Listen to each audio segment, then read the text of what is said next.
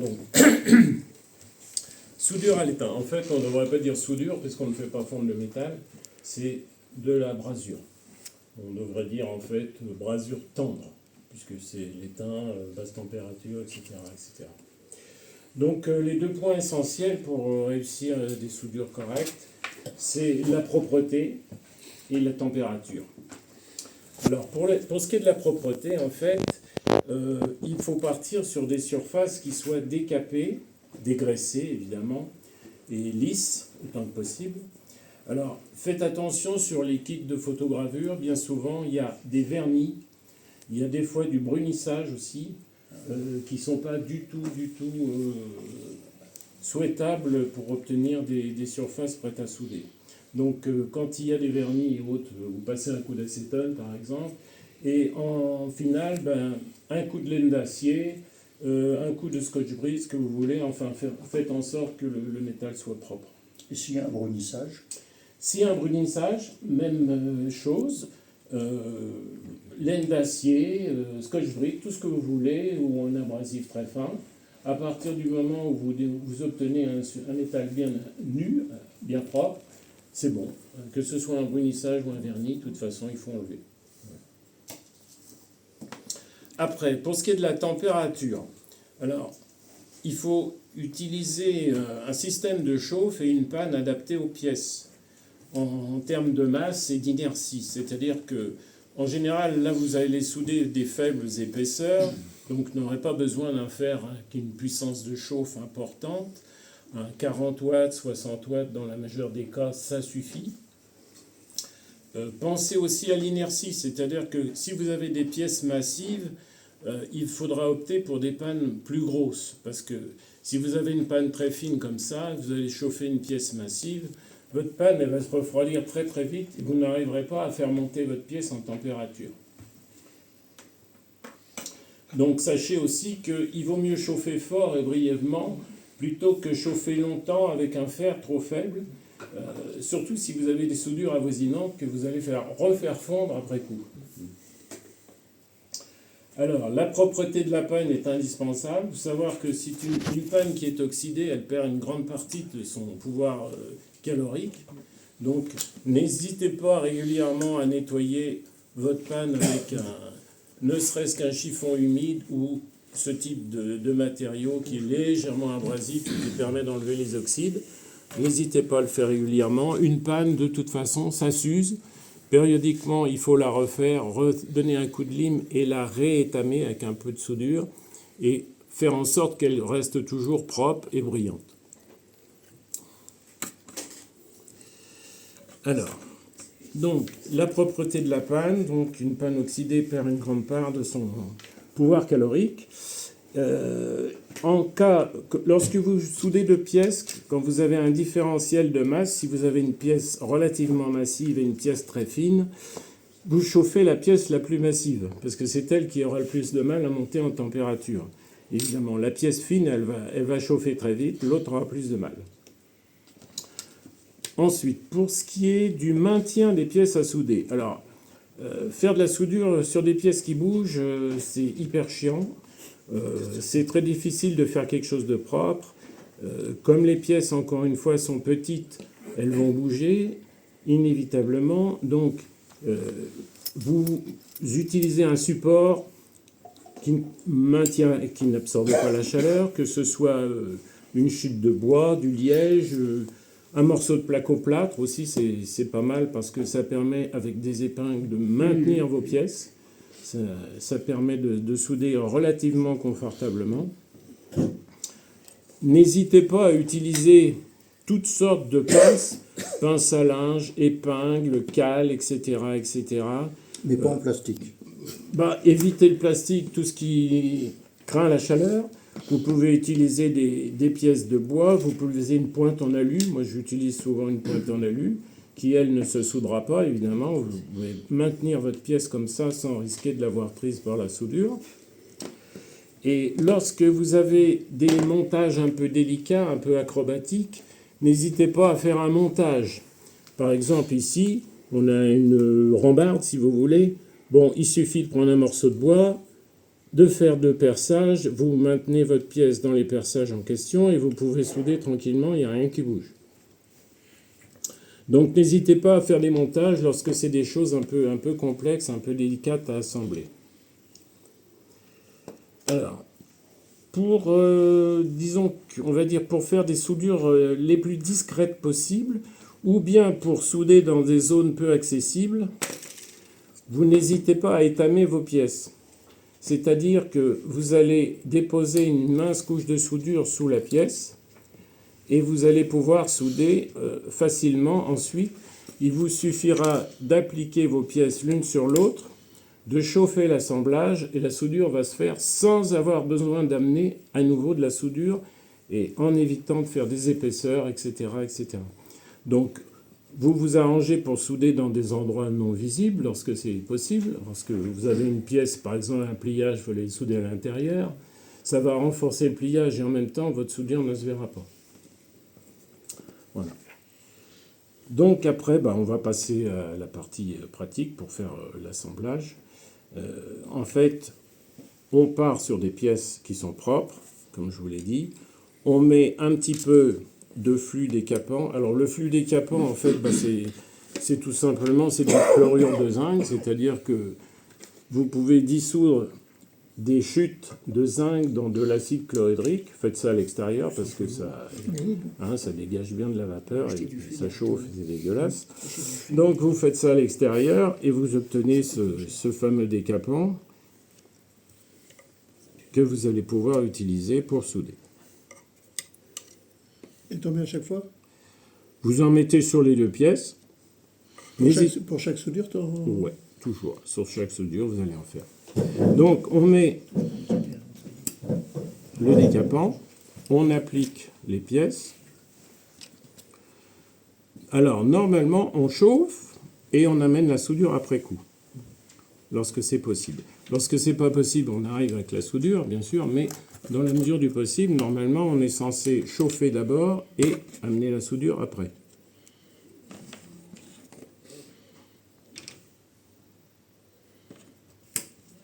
Donc, on va faire un exemple comme ça, si on veut.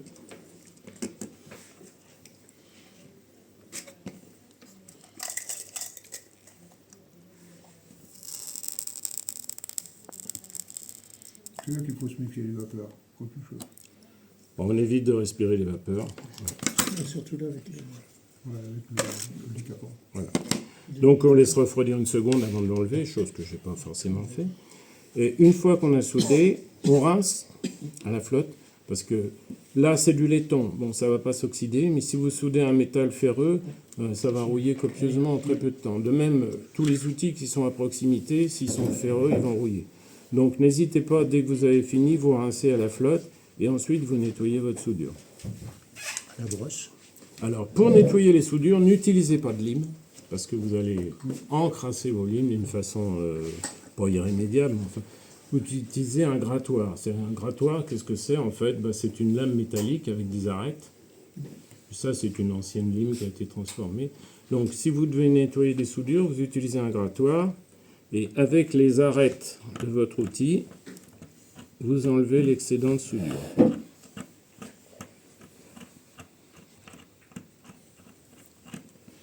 Voilà. Donc vous obtenez quelque chose qui est vraiment propre.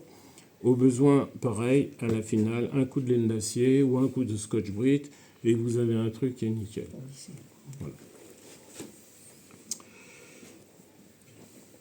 Bon, voilà pour l'essentiel. Là, ta soudure, elle est passée entre les deux pièces. Ouais. Voilà, je peux faire ça. D'accord. Et la Et soudure... pourtant, tu l'as posée au-dessus? Oui. Alors, il faut savoir que la soudure, Ah. elle passe par capillarité. C'est-à-dire qu'une fois que vos pièces ont été chauffées, le décapant étant posé, vous allez faire fondre votre soudure. La soudure, en fait, elle doit couler comme de l'eau. Une soudure, ça doit être liquide. Vous ne devez pas voir de surépaisseur. Si vous voyez une surépaisseur, si votre soudure, elle est mate, granuleuse, ça veut dire que soit votre pièce, encore une fois, elle est sale, soit vous n'avez pas chauffé suffisamment. Il faut vous dire une chose, c'est qu'une soudure qui n'est pas belle, c'est une soudure qui n'est pas bonne. Donc, si vous avez de la surépaisseur, un aspect qui est pas vraiment qui est moche, c'est que votre soudure n'est pas bonne. Auquel cas, n'hésitez pas, si vous avez un doute, vous remettez un petit coup de flux, vous rechauffez à nouveau, vous avez votre soudure qui va filer à nouveau, hop, comme ça qu'on se brûle les doigts. Voilà, là vous voyez que la soudure, elle a coulé à nouveau encore un peu plus loin, toujours par capillarité, et l'assemblage est fait. Donc, renettoyage, re-rinçage, etc. Voilà. Donc voilà en gros pour la théorie. Pour ce qui est du métal blanc, si vous faites des kits en métal blanc, il faut savoir qu'il faut utiliser une soudure spéciale, parce que le métal blanc a un très bas point de fusion, et si vous utilisez ce type de soudure, le métal blanc va fondre avant la soudure. Alors, on utilise un type de ce qu'on appelle de soudure au bismuth, qui est particulière. Et il faut savoir que alors les pièces en métal blanc, en général, sont assez épaisses, assez massives, parce que c'est un métal très mou, très fragile. Donc, ça veut dire qu'il va falloir utiliser un fer qui chauffe peu, mais avec une panne relativement grosse. Parce qu'il va falloir de l'inertie. Il va falloir chauffer peu, mais assez longtemps, entre guillemets, et chauffer une masse de métal importante. Auquel cas, sinon, vous utilisez toujours pas mal le même flux, mais avec cette soudure spéciale. Voilà. Et l'aluminium, tu le considères comme quoi? L'aluminium, on ne peut pas le souder comme ça. Pourtant, on te vend des soudures pour aluminium. Pas de cette façon-là. On peut souder l'aluminium avec des équipements spécifiques. C'est ça, mais avec... l'argent là-dessus. Oui. Pourtant, dans le magasin de bricolage, moi, je ne sais plus où, j'avais trouvé, on m'avait vendu un truc comme ça pour... Enfin, c'est pas le même, c'est pas de l'étain, mais non. C'était soi-disant pour souder de l'aluminium, mais j'ai jamais réussi. Non. Pour souder l'aluminium, il faut chauffer à haute température et en fait, il faut faire fondre l'aluminium. Oui, c'est de la soudure. C'est de la soudure. C'est de la soudure, On n'est plus dans la brasure. L'alu, c'est 600 degrés. Ouais. Il faut faire fondre le métal et c'est une baguette, en fait, c'est une brasure. Ouais. D'accord. Et Denis, on trouve dans le commerce des flux dits sans acide. Oui. Qu'est-ce que tu penses de ces trucs-là? Alors, c'est mieux dans la mesure, c'est moins agressif. Pour le nez, ouais. Ouais. Mais ça décaprit rien? Moins de vapeur. Normalement, ça fonctionne bien. Moi, j'en utilise pas, mais normalement, ça fonctionne bien. Ça a le mérite d'être moins agressif. Ça génère moins de vapeur et autres. D'accord. C'est vrai. Mais ça va quand même avoir une fonction décapante, oui. Malgré tout? Oui. D'accord. Ouais. Moi, j'utilise pas, mais bon. Normalement, oui, c'est plus sain. C'est plus sain. Okay. Voilà, donc si vous avez des questions, j'ai essayé de... Super. Ton métal, t'es en laiton et ta rambarde, elle est en quoi? Ça, c'est du cuivre. Fil de cuivre. Alors, fil de cuivre, même chose. Hein. Alors, ce que j'ai pas une même chose. Vous pouvez utiliser des fers à gaz, si vous avez. Même chose. Vous pouvez utiliser ce genre de fer à gaz, tout en sachant que, évidemment, si vous avez plusieurs soudures côte à côte, ça va être très difficile de souder un endroit sans chauffer l'autre. Alors, par contre, si vous faites un montage comme ça, vous pouvez très bien souder ça au gaz. D'accord. Là, aucun problème, parce que même si vous faites fondre la soudure d'un côté, de toute façon, elle est maintenue, elle ne bougera pas.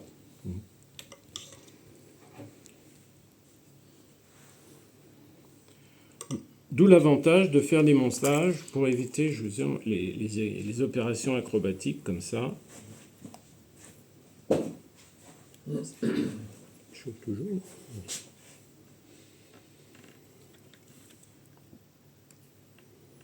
Donc après, pareil, l'excédent grattoir et... Bon, si vous débrouillez bien, il n'y a quasiment rien à gratter. Si ça coule dedans. Ouais, faut bien doser, quoi. En fait, on met le minimum. Hein. Ça fasse une minute. Au besoin, vous réchauffez et vous allez voir que la soudure, elle va filer encore une fois par capillarité et vous obtenez votre assemblage qui est quasiment nickel. Un petit ronçage, un brossage et c'est parti. Je peux regarder? Donc n'hésitez pas à faire des montages comme ça. Ça vous évitera de bagarrer avec vos pièces qui bougent. Ah et bah autres. ça, c'est toujours le Ouais, problème. il saute à droite à gauche. Quand t'as deux fils à Que ça chaque soit fois, bien c'est fixe. pareil. Et ça va Donc- se souder là où il fallait pas. Utilisez des épingles, des pinces, tout ce que vous voulez. Des pinces en bois, des pinces, même si vous avez des pinces en métal. Alors, attention aux pinces métal parce qu'elles vont absorber la chaleur. Donc, si vous avez une pince en métal, ben, vous interposez une petite cale de bois entre deux pour isolé. pas que la soudure, la chaleur se transmette, etc. Vous pouvez utiliser tous les artifices que vous voulez. Moi, je vous dis, j'ai une pince en alu pour maintenir des pièces, si on veut, ou à la limite un cure-dent, une pièce de bois, n'importe quoi. Mais faites en sorte de ne pas avoir à vous bagarrer avec des pièces qui bougent. Voilà. Et question peut-être un peu naïve, mais après tu passes un après quand tu fais ta peinture. Ça tient dessus ou il y a quelque chose de spécial à faire? Il n'y a rien de spécial à faire D'accord. dans la mesure où vous avez rincé, nettoyé, et Ouais.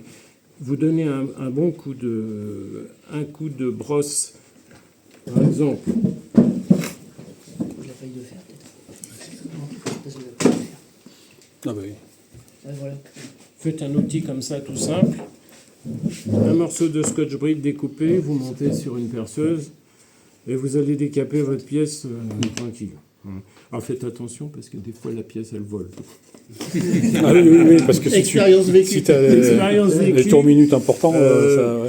Attention au sens de rotation, vous tenez bien votre pièce à la main, pas dans le montage, hein, vous tenez bien votre pièce à la main et vous allez brosser votre pièce comme ça, toujours dans le sens de la rotation, évidemment pas en contresens, sinon ça vole. Mais avec ça, vous avez obtenu un métal qui est nickel, qui est prêt à peindre, à prêter, tout ce que vous voulez. Il va être vraiment à la fois débarrassé des petits reliefs de soudure qui peuvent rester et de tous les oxydes et autres, prêt à prêter, prêt à peindre. D'accord, impeccable. Bon bah c'est clair, super. Il n'y a plus qu'à. Oui, c'est ça. Pas de questions? Non. Faut. Merci. Non bah merci Denis. Un petit rappel fait du bien, parce que tu vois, il y a des trucs on Ouais. oublie. Moi j'ai un cas de figure qui souvent me pose problème, c'est quand il faut souder un dièdre, donc deux plaques à 90 degrés, Oui. pour avoir une belle ligne de soudure, je veux dire, qui fasse toute la longueur de ta Ouais, pièce. ouais, Si tu ouais, pouvais nous congé, montrer ça. quoi. Par exemple, si tu mets... traîner sur ton fait. Alors, faut faire Si tu veux faire un truc parfait. Un angle. Et sur une grande longueur. Ouais. Puis après, on fait combien Moi souvent je commence d'un côté et le temps que j'arrive de l'autre côté ça s'est redessoudé. Enfin Oui, je suis merde le d'accord truc à avec chaque toi. fois. Ouais. Si Nous, tu c'est sais nous pareil. démontrer ça, ça m'intéresserait vraiment. Bon là j'ai pris un truc particulièrement Ouais, long mais Il n'y a pas. même en plus court quoi. Il n'y a pas véritablement de secret. Hein. Je vais prendre une pièce rigide. Ils sont pas franchement décapés.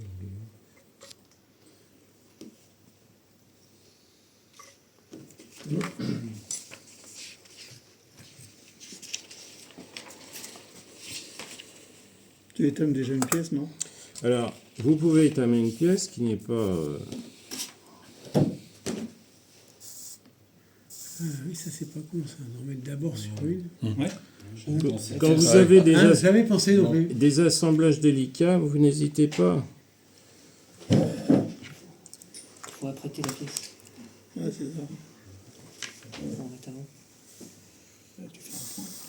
Oui, tu fais un point, je mets un point à l'arc. Puis après, tu mets incliné, tu fais chauffer ta pièce. Vous faites 2 points.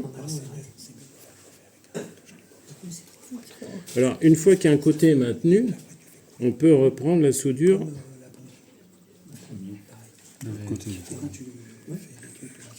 Ouais.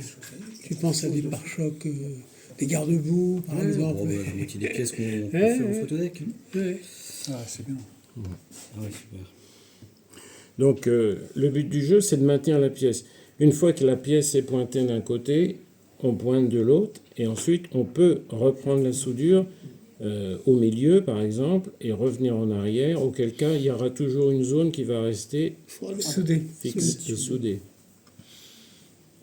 Ouais, puis c'est propre. C'est clean, hein. On n'a pas besoin de nettoyer. Alors, à partir du moment où votre pièce est propre, là, ils n'ont même pas été décapés, hein, en plus.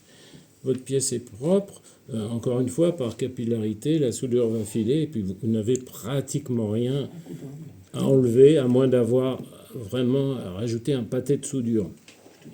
Ceci dit, lorsque c'est à l'intérieur et que ça ne se voit pas, vous pouvez rajouter de la soudure pour renforcer, faire un congé de soudure comme on ferait avec de la colle. Hein, c'est pas interdit. L'essentiel, c'est de faire des soudures propres, surtout du côté où elles sont visibles. Après, à l'intérieur, on peut charger. Ton fil est à 60%.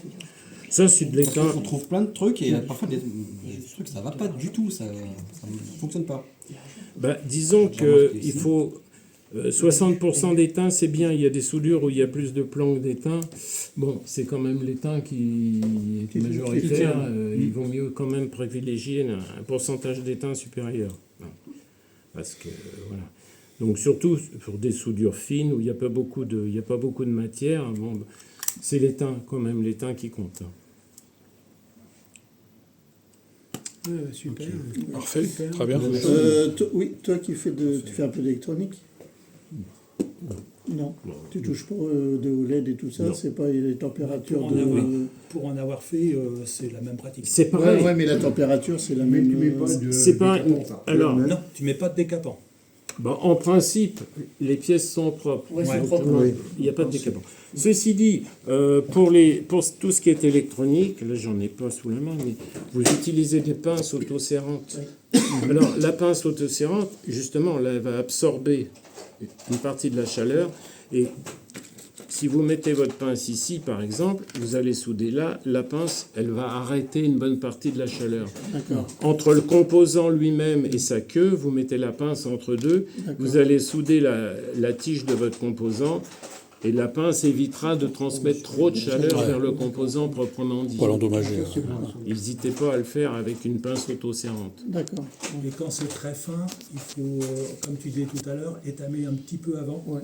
Et comme ça fait beaucoup moins de dépôts, parce que des moments, vous avez des endroits où il y a l'électronique passe, il y a Oui. très peu d'espace. Ah ben il y a très peu d'espace. Donc il faut vraiment en mettre Donc, très peu. alors de toute façon, il faut utiliser une panne très fine. Moi, ça m'est même arrivé pour faire des soudures vraiment ultra fines, de prendre un morceau de fil de cuivre que j'entoure autour de ma panne et de souder avec le fil de cuivre. J'ai déjà entendu ça. Parce que le fil de cuivre est encore plus conducteur. Votre panne, c'est du cuivre, de toute façon, c'est déjà du cuivre. Mais pour faire ça, vous décapez bien votre panne, vous prenez un fil de cuivre récupéré sur un bobinage ou autre, vous allez entourer votre panne et vous allez souder avec l'extrémité de ce fil. Donc vous aurez une zone de chauffe encore plus réduite et une chauffe réduite aussi dans la mesure où vous avez des perditions, fatalement. D'accord. Parfait. Ok. Ah, merci beaucoup. Eh ben, merci Denis. Super. Merci. Et pour préciser un peu plus pour l'électronique, l'idéal, c'est de faire un tout petit trou Ah oui, avant. Ouais. Tu fais un tout petit trou très fin. Ouais. Et comme ça, ton fil, tu le fais passer dedans. Et là, Ouais, tu as ouais. juste à passer ton, comme tu dis, avec un laisser. il faut faire en sorte d'avoir un minimum, chauffer le plus brièvement possible, Moins de surface. Ouais. et sur une surface réduite, évidemment, pour pas avoir à chauffer longtemps, fort et longtemps. Mais là encore, il vaut mieux chauffer fort et très vite, plutôt que d'avoir un fer qui chauffe pas assez, puis d'insister, ce qui est plus dommageable pour la pièce électronique qu'une chauffe brève et localisée, surtout localisée, bien localisée. Ok. Chirurgical. Oui, exactement. Ça, c'est chirurgical. Le faire. Ouais. C'est ça. Ah ouais, super. Le marquage au fer. Bon, bah ouais, c'est bien ça. Utile Alors, rappel. vous pouvez donc, utiliser un bouchon, par exemple, ce type de soudure-là. Ouais. Si vous voulez pas faire le montage en question, vous faites ça et vous soudez votre truc comme ça. Ouais. C'est le côté pratique, ça. le bouchon. C'est vrai que souvent on va aller trop vite et puis on prend pas le temps de faire le support et de faire Disons, l'installation. je vous dis, Ça. une soudure comme ça, vous pouvez la faire à la main levée, vous pouvez le faire. C'est de la préparation. Mais si vous avez une rambarde, moi, m'est arrivé de faire des rambardes sur des locaux où il y a une soudure. Bon, bah là, on prend un plan. À partir du plan, on fait un gabarit, des perçages, on monte tous les éléments en place, on est tranquille, ça bouge pas. On se met à plat, on fait les soudures une par une, même s'il y en a une qui refond à côté de l'autre, c'est pas gênant, elle bougera pas. Ouais. Très bien. Merci beaucoup. Super. Ouais. Pas de questions. Super. Non. Merci.